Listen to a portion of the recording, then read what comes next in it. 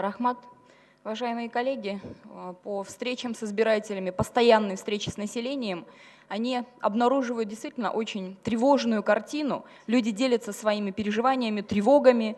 И в целом очень тягостное настроение сегодня в обществе, беспокойство за ту ситуацию, действительно очень тяжелую кризисную ситуацию, которая сложилась по насилию в семье, по разгулу преступности, по коррупции.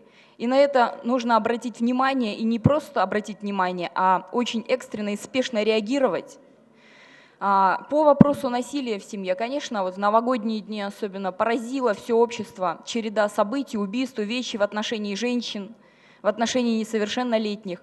И все эти резонансные случаи обязательно должны быть тщательно расследованы. Я к этому призываю, и я думаю, что парламент должен обеспечить контроль за этим процессом. Но помимо прочего, закон об охране и защите от семейного насилия принят достаточно давно. И только летом 2019 года правительство приняло постановление о мерах действия. Но на сегодняшний момент, я думаю, что необходим правительственный план чрезвычайных мер по предотвращению насилия. Сколько еще случаев должно произойти, чтобы началась работа правительства по предотвращению профилактики, недопущению насилия в семье? Что касается преступности, то, безусловно, резонансный случай, когда ваши члены организованной преступной группировки по кличке Казах отпустили под домашний арест. И этот человек подозревается в ряде преступлений, более того, в изнасиловании несовершеннолетней, 16-летней девушки.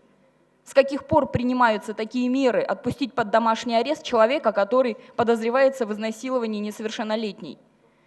И есть определенные сведения, где оперативники говорят о том, что, безусловно, было и психологическое давление, и определенная боязнь и страх перед представителем преступной группировки. Почему такое решение было принято?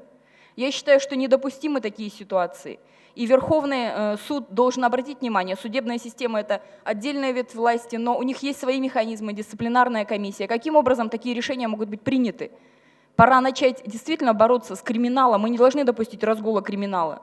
Что касается борьбы с коррупцией, то, безусловно, вот недавний пикет одного молодого человека, выпускника школы Олимпийского резерва, который заявил о фактах коррупции, он очень точно демонстрирует и иллюстрирует, что на сегодняшний день все же у наших граждан есть ожидания определенные, они готовы участвовать в борьбе с коррупцией.